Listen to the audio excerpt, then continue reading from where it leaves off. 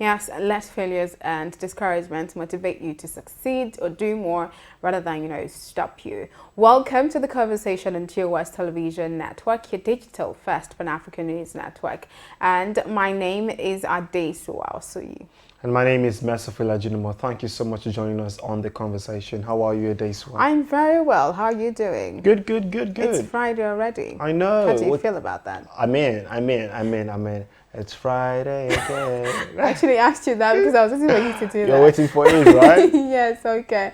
So we move straight into stories and happenings from across Africa, starting, with this story from Burkina Faso. So Burkina Faso's former president, Blaise Compaoré, the main defendant in a long-awaited trial on the 1987 assassination of his predecessor, Thomas Sankara, will snub the upcoming proceedings, his Burkina and French attorneys said on Thursday. And we move over to Tanzania, where the story of the day, the story of the week, that's novelist Abdulrazak Gurnah named winner for Nobel Literature Prize 2021. A Tanzanian novelist and author of 10 novels, including Paradise and Desertion, Abdulrazak Gurnah has been awarded the 2021 Nobel Prize for Literature. Gurnah won the perceived world's most prestigious literary award for his uncompromising and compassionate penetration of the effects of colonialism and the fate of the refugee, the award-giving body said on Thursday. Yes, you see, I like how they said he's uncompromising and compassionate, and it kind of aligns with the quote of the day, yes. Talking about discipline and staying true and everything. Like if you're true to something, stay true to one day you yes. reap the fruits. It's just like product after the process, and yes. I'm really.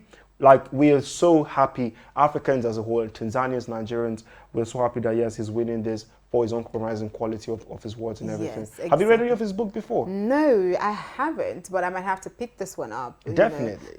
Actually see what was in it to actually, deserve a Nobel Laureate Prize. Okay. All right, moving away from there. So, Morocco has a new leader. Aziz Akanouch has been named by Morocco's King Mohammed VI on Thursday to lead the new government formed after Akanouch's National Rally of Independence, that's RNI, defeated incumbent Islamists in September's election. Now, moving away from that, and that's it for development across Africa, actually. But before we wrap up this segment, we'll be bringing you COVID-19 updates from across Africa, and afterwards we'll be going over to the crux of the conversation. That's the big story.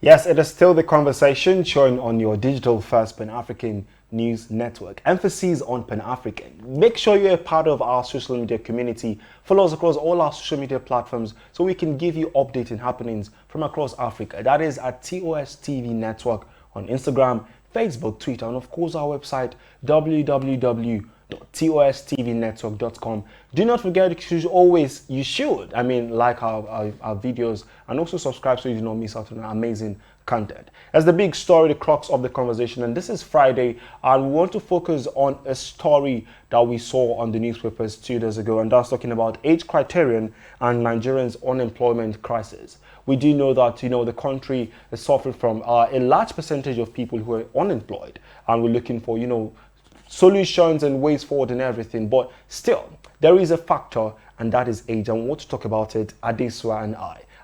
Adeswa, I do know that you'd have friends, you'd have people that have suffered this unemployment issue before, and one of the things that we always ask is, we are looking for someone between the ages of maybe say 18 and 25.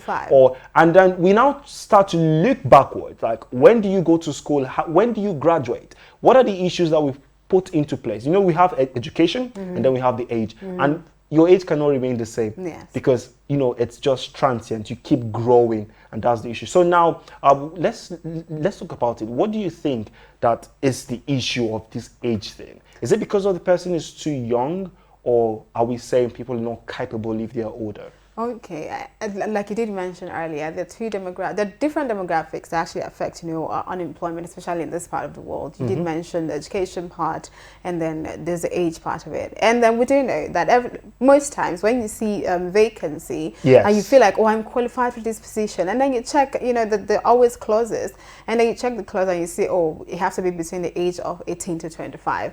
And then you look at it, and sometimes even when they say 18 to 25, if you were a 24-year-old and you applied, they begin to look at, oh, next year you're going to be 25, You're going to be 25, and then the next year you're yes. going to be 26, so you might not really qualify. So age has been a large determinant, of employment or unemployment in Nigeria. And I don't really know what's in the employer's mind as to why they want younger persons, on the job market. But I do know that it's a thing where people feel like the younger you are, the more maybe teachable you are, the more strong, agile you are, maybe motivated, youthful, and all of that. So maybe as you're aging, it's harder for you to bend. There's the, oh, this is how I know how to do things, and it's easier to get that with older people.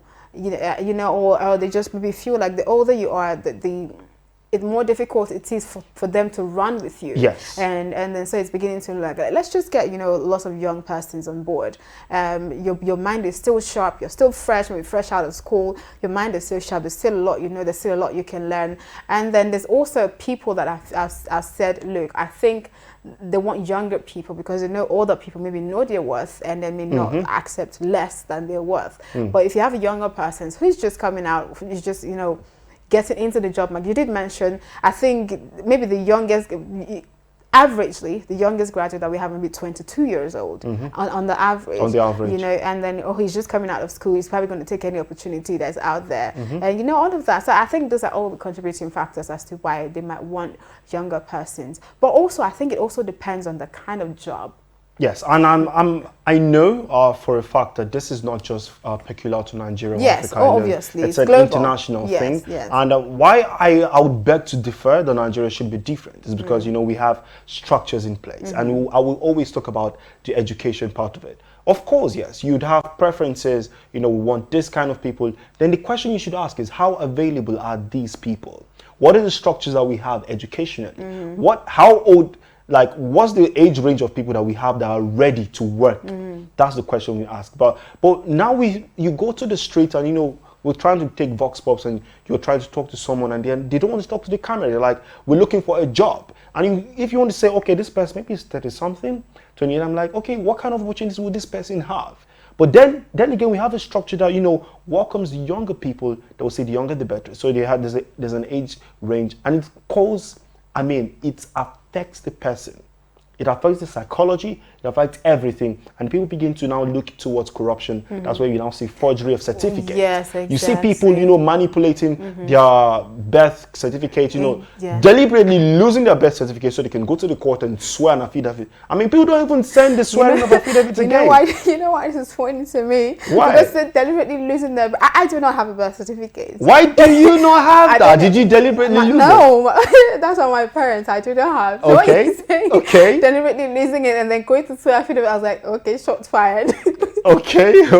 But that has nothing. But I did say earlier that it also depends on the kind of job. We're in a digital age right now where a lot of job would require maybe you have some sort of, you have to be a little tech savvy, because there's a lot, everything is going on the digital space right now. And then so it's expected that they would want younger minds because younger minds are more attuned with technology, digitalization, and all of that. So it now takes the older persons to have to put an extra effort to get all of these skills. But then again, there are jobs that would require experiences. Yes, your capacity. Your years of experience. Not necessarily the paper. And then you would expect that a 25-year-old person wouldn't have this experience. Yes, because if I'm asking for a 5-year experience in certain field, and then you're just out of school, even if you've been working in school, before you were in school or something, it's not you might not have the experience. So it also depends on the kind of work. But then it also depends on you to just the individual who's the job seeker to acquire necessary skills, even though you were in school. Just acquire skills and then sometimes age is not on your side. I was lucky enough to finish school quite early, and then I didn't have to stay so long in the job market and then just start working. That's good for you. That's good for you. So that's why we're always calling for people to look inward. Not just look for a job. So just try to learn a skill or two. Because of what we have, because of the things that we're working with, because of what is obtainable in the country and in the world at large. I mean, you should just try to harness those, potentials and make them sellable. That's why you see young people are always coming up with ideology. And I'm really glad because Nigerians are doing big things. We know we have some people come to the studio and talk to us and look, it has not been easy, but they were able to look beyond what is obtainable. The government jobs, private jobs, and if you don't have what what they are looking for, you just try and get something doing. So whatever I see people, I like to tell them, look, just try and do something. I mean, you can start small. Consistency will pay. I mean, we're talking about the Tanzania. He's making the news right now on every media channel, and I mean, he's a big writer. Right? He stood for something over the years, and it definitely did pay out. So yes, anybody, of course, Nigerian government has to do a lot of things, Employers too, not just education. Nigerian government. Employers Perfect. Yes, also. everyone is involved. Even the people looking for the jobs are involved too.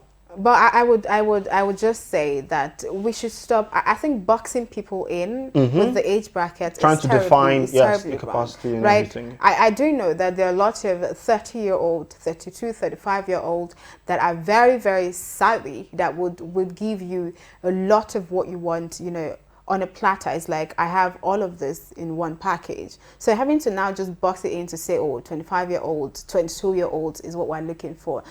It might really put a hamper on you, the productivity of what you're looking for. True. And just stretch it. That's a good point. Yes, I was going to say, I think the recruitment processes should be tweaked. So people can come for what they can offer. You can test people on what they can do.